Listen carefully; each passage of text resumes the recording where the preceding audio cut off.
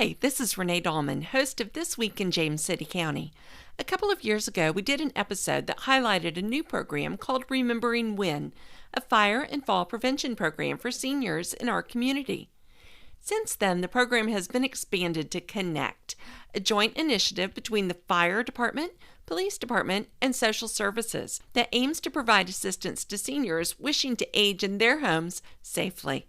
CONECT is now an award-winning program, having been selected as the winner of the Virginia Municipal League's 2019 Innovation Award for Public Safety. Since March 2018, over 400 referrals have been made to social services by first responders after they had encountered a senior who had experienced a mobility emergency, such as a fall, or who was in need of assistance beyond what the fire and police departments could provide. 71% of those referred were previously unknown to social services. The biggest change is that referrals are no longer limited to first responders and can come from family members, friends, and community agencies. Anyone interested in making a referral can call 757-259-3182. We thought it would be a good idea to dust off the podcast episode and replay it so folks can learn more about the program. Stay tuned. Thanks.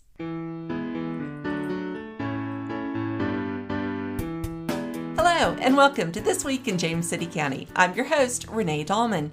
On today's episode, we have Ellie Rest. Ellie is the Family Services Specialist, and you work at Social Services. Yes. And then we have Jason Sweet, and Jason is the Battalion Chief assigned to EMS. That is 100% true. Very good. Well, welcome. I'm glad you're here. I'm glad to be here. Thank you for having us. Thanks. We're happy to be here. So tell me, you all have a new program that you are here to talk about called Remembering When. Tell us about that. Well, Remembering When is a fire and fall prevention program for older adults. It's sponsored by NFPA, which is the National Fire Protection Agency, which a lot of initiatives and things that we do related to the fire service is generated from NFPA. Ellie and myself, we've been working together for a few years now, trying to get our message out and connect with some of our older adults in our community to try to prevent them from being injured. So we're really excited. Both Ellie and I were fortunate enough to be selected to win a scholarship to receive the training. Wow.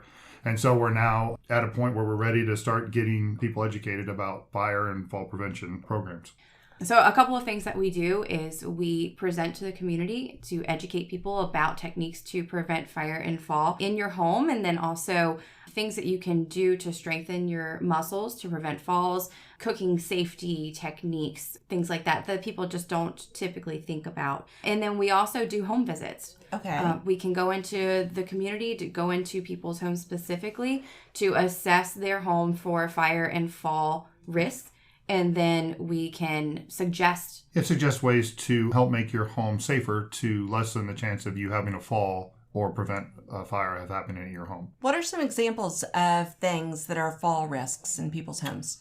The fall risk, especially with older adults, is a very dangerous thing over time because if you have fall, you increase your likelihood of having more falls. Some of the things to think about with prevention is, although we all love those little area rugs and stuff, is to have a way to where we keep our hallways and walkways open and staircases. Many people in their home like to put stuff on the stairs.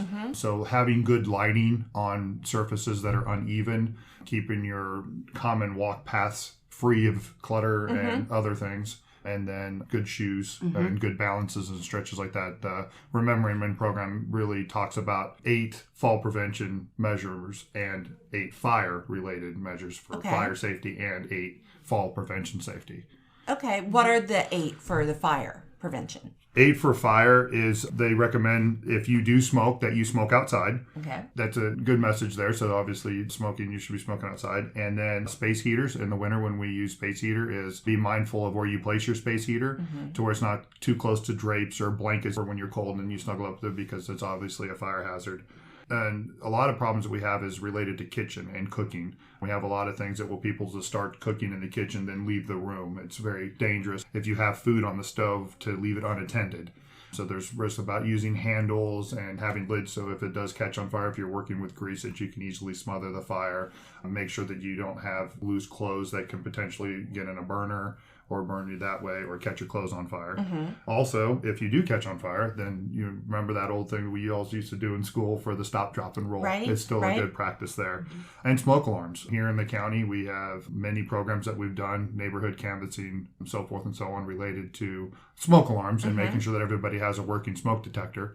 So that always that friendly reminder is you should have a working smoke detector in your sleeping area and outside your sleeping area, and you should check it monthly. Okay. And every time the time changes, you should replace your battery. Okay. There's a good message there. And then some of the other things that they do with the fire would be have a escape plan. Okay. And then also know your local emergency number, which for here in James City County is 911. Okay. And the eighth is to plan your fire escape around your abilities. So everybody has different abilities. So obviously some people will need to make some alterations to that. And part of our program, we could talk about those things if we were invited into your home to look at those things and answer those questions for you.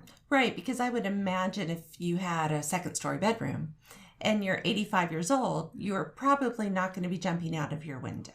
Probably not. Not a good idea. So we could talk about having escape ladders or ways to notify the fire department and those kind of things, to where if you didn't have the ability to get down, that there's other things you can do to warn us on some of the operations that we do. Okay. To find you. All right. And so then the 8 messages for fall prevention. Yeah. So the 8 messages for fall prevention. Number 1 would be to exercise regularly. Okay. Strengthen those muscles to promote better balance and coordination. Okay. To prevent the fall from happening in the first place. And as Jason said, people who fall are usually at an increased risk of falling again, because what happens is they're so afraid of falling, and so they stop doing physical activity. They limit what they're doing. Right. So they're not using those muscles, right, which weaken and then can cause a fall from happening again. So really promoting that exercise piece, getting out and going for a walk, is a huge one. The second would be to take your time. You know, it's not a race. When you get out of bed in the morning, sit on the bed and take your time until you feel like your knees are going to support you when you stand. Mm-hmm. You know, take the stairs carefully. Really watch what you're doing. Mm-hmm. The third one would be to keep the stairs and walk areas clear, like Jason had said. Instead of piling little things on the side of the stairs, just put it on the counter instead, to keep those walkways cleared. Improve your lighting in and outside of your home. One good piece of advice would be to have a nightlight close to your bathroom or from your bed to your bathroom. Okay. So in the middle of the night when you wake up, you can see where you're walking, so you're not just touching the walls in the middle of the night. Sure. And then outside your home as well, motion sensor lights outside of your home. So if, say, you forgot something in your car, you could run out there and the light would pop on. You'd be able to see where you're going. The fifth message is to use non-slip mats, especially in the bathtub. If you're taking a shower and it's slippery, that's a huge risk for falls. Sure. Another piece of that would be to have a grab bar inside the shower, but also outside the shower. Okay. So that way you can make sure that your transition from the floor to the bathtub is smooth and safe for you. The sixth one is to be aware of uneven surfaces, especially in the wintertime when there's possible ice and snow. Right. Always take your time when you're going outside, no matter what the weather. And then also with the area rugs that Jason had mentioned, having the non-skid backing can really promote the rug staying still. Right. You know, we all know that we love a good area rug, but having the ones that don't slide is the key. And the seventh one is having the stairways well lit to make sure that you can take the stairs appropriately. You're not skipping one and tripping. Right. And then finally, the eighth message is to wear sturdy, well-fitting shoes. So if you have hardwood floors, don't just wear any type of stilettos or any high heels that could increase your risk of falling. Also with socks too, people don't think about that. Right. Having the socks with the grips on the bottom is much safer than just wearing a normal pair of socks. Especially with hardwood or tile, it creates a more slick space. All of those tips are good tips, not just for seniors, but for everyone. Yeah, they're good messages for regardless of your age. Absolutely. Just to be careful and take your time. And in this world where everything is such a hurry, it's good just to kind of slow down a little bit, enjoy it, and just make sure that you're safe. Because prevention's the key. You know, preventing the injury or the fire from happening in the first place is really the best plan. When you look at the older adults, the risk factors, it just increase hugely when you fall. And here in James City County, we do have a lot of falls that we respond to, 911 emergency and non-emergency calls. Falls. So it's definitely something to be mindful. It does occur a lot. And as you get older, as you fall, regardless of your age, then you're going to get bruised or have some kind of an injury, Right. and then it's rehab and physical therapy, and it's it can be a long process, and the percentage goes up. So if you fall once, then you're 2 times more likely after the age of 65 to fall. And then it's 3 times after the age of 75, and it just progressively gets worse. Oh, goodness. And then it takes away your mobility, Sure. and your independence, in which nobody wants to Right. nobody wants to lose that. So it makes it harder to go out for that walk that you enjoy in the Right. beautiful county that we have. Right. And many people don't realize that falls are the number one cause of fatal and non-fatal injuries among the older adult population. Really? So individuals over the age of 65 are at higher risk of possibly dying from falls because of the injuries that happen. Or, it's the number one for the non-fatal injuries. So the hip injuries, the knee injuries, the head injuries, TBIs, traumatic brain injuries are very common in falls. Wow. Yeah, and then on the fire side too, if you're over the age of 65, you're twice as likely to have a fire in your home. Once you hit the age of 75, you're 3 times as likely. Really? And once you hit 85, you're 4 times as likely to have a fire in your home. Oh, my goodness. Yeah. Yeah. Prevention. Prevention. Absolutely. So then you all have this new program. You go into people's homes. Tell me about that. Sure. So we go into people's homes. Of course, it's all voluntary. Sure. And we go into homes and we have checklists that we will go through with the individuals. We will look into, if they're willing, we will look at every aspect of their home. Okay. We will look into the bathrooms to see if there's handrails, to see if there's non-slip mats. We will pick up area rugs to see if there's any slipping possibilities. We will look into every room of the house to assess what type of fall and fire risks there are. Okay. And then we'll make recommendations, connect people to those solutions. Okay. So it's not required that you follow through with these solutions. It's just a FYI. Right. If you want to know how to make your home safer, then we can come out and do that for you. And then also we talk about a fire escape plan. Okay. If there was ever a fire, Jason especially can help navigate that plan and help them look at aspects they might not be thinking about. Sure. Yeah, I mean, basically, it's exactly what Ellie was saying. We have the checklist, and we go over the 16 points that we just talked about, date, fire, and 8 and 6, and then we just talk about other things. So whatever else is on your mind. I mean, how often do you have the chance to talk to a firefighter or somebody from a social services specialist to just find out what's going on out there in our community? So, we're willing to talk about just about anything. But yeah, it's a good program. We've already been out to a couple home visits, and we think that's gone pretty well. It seemed to be pretty well received, and so that's kind of why we're here today, is to talk more about it and get more people involved. You're saying seniors. What age group are you looking at? Typically, any individual over the age of 60. Okay. Okay. Yeah. All right. But we're not going to turn anybody down. Okay. Especially if someone is under the age of 60 but has a disability. We're more than happy to talk to anybody. It could be even anybody in their 30s that's just looking for some resources or some tips and tricks. More than happy to help guide them through that. Okay. And again, it's all free. Oh, that's great. Yeah. No charge. No charge. No charge. So if someone is interested in learning more about the program, how do they get in touch with you? Call the Adult Services Hotline with James City County.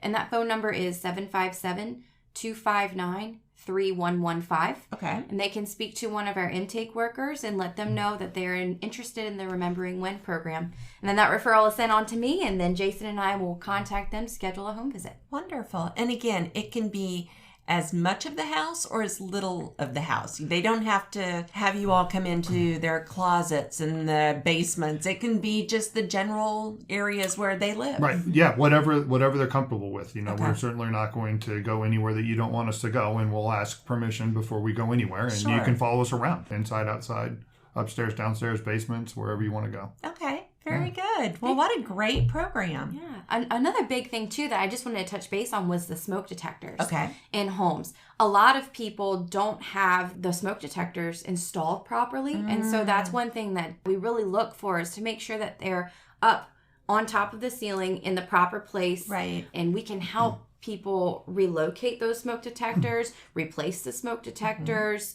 Rule of thumb is to change your batteries twice a year when the time changes. Right. And so we want to educate people on that, make sure the batteries are changed. And that's another big thing that we promote is looking at those smoke detectors. Sure. And what's the average life expectancy for a smoke detector? 10 years. 10 years. 10 years. And the firefighter in me, I can't help it. If I come to your house, I'm going to test for your smoke detector. Okay. That's just the way I was. That's the way it is.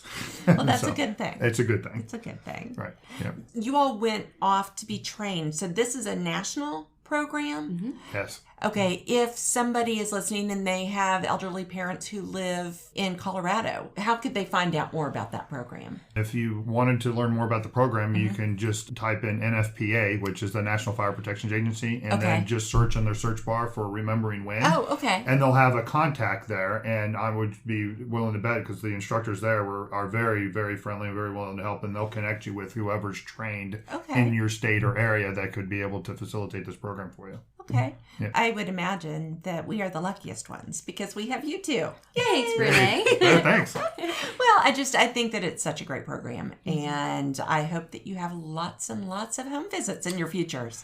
Yes. Yes, absolutely. As I said, preventing is the way to go, you know. Yeah, absolutely. Absolutely. All right. Well, as you all know, I like to ask a few fun questions at the end of the podcast so people listening can get to know you a little bit better. Okay. All right? Sounds good. All right.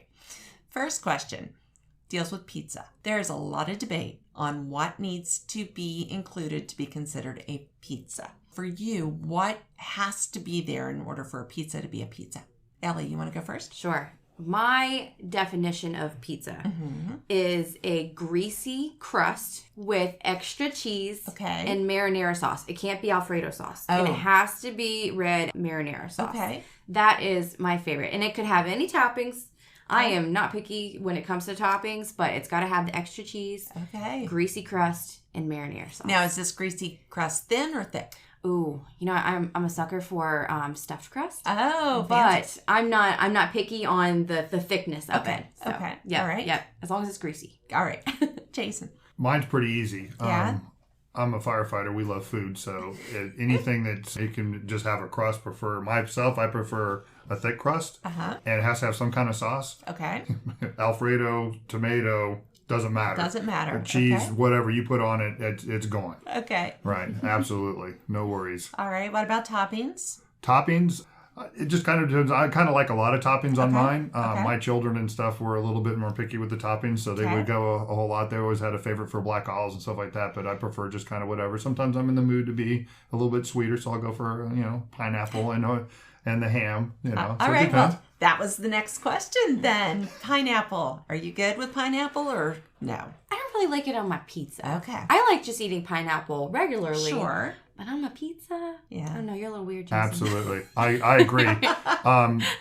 Probably all-time favorite pizza is the spicy buffalo wing pizza. Yeah. It is awesome with the chicken, the spicy barbecue sauce. Oh, yeah.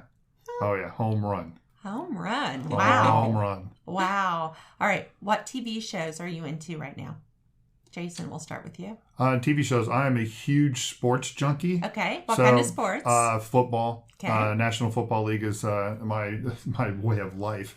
Love football. Okay. Huge football fan. Okay. Go Colts. Okay. Definitely a Colts fan all the way through. TV shows, I don't watch a whole lot of TV shows. I kind of watch some stuff with my wife, who's a big ID channel person and likes the nursery and stuff like that. But we have a couple shows that we're watching and stuff. Right now we're looking at Lost in Space. Oh. They did a remake on Netflix, and it's actually really pretty cool. So we're watching that and watch a lot of movies. All right. So, what about Chicago Fire? Do you watch any of those? I've seen a couple of episodes of it, but I don't really watch it. My kids got me watching the Rescue 911. So that one I've watched a little bit of it, but it's a little bit silly compared to the real life, but it still makes for some interesting discussions at the family. Absolutely. So we have some good jokes and stuff like that going back and forth. So it's a lot of fun with them. They think, is that really how it happens? No, it's not really how it happens. But we have some good discussions, so it makes it entertaining and fun for sure. Good. How about you, Ellie? I am all over the place with TV shows. Okay. So one TV show that I watched last night that I'm going back and watching previous seasons, is Survivor. Oh. Yes, I'm like one of the 100 Survivor fans that is still out there. Yes. But I love that show. Very good. Another one is Game of Thrones. Oh, yeah. I cannot believe I have to wait till 2019. I know. But huge Game of Thrones fan. My husband and I really like American Ninja Warrior. Oh, cool. Yeah, so we watched that together. The Walking Dead. But then I'm also a Grey's Anatomy fan. So Okay. I am all over the place, but I do love a good TV show. Very good. Okay, now, you said Walking Dead. Yes. I have a zombie question that I like to ask. So, pretend with me that zombies are coming. Okay? They're on their way. They'll be here soon. And you want to survive, but you need a team of people that you're going to fight the zombies with. So, I need to know who is on your team. They can be real. They can be on movies, TV shows. They can be superheroes. They can be anything. They can be dead. They can be alive. Yeah. That's Sky nice. is the limit.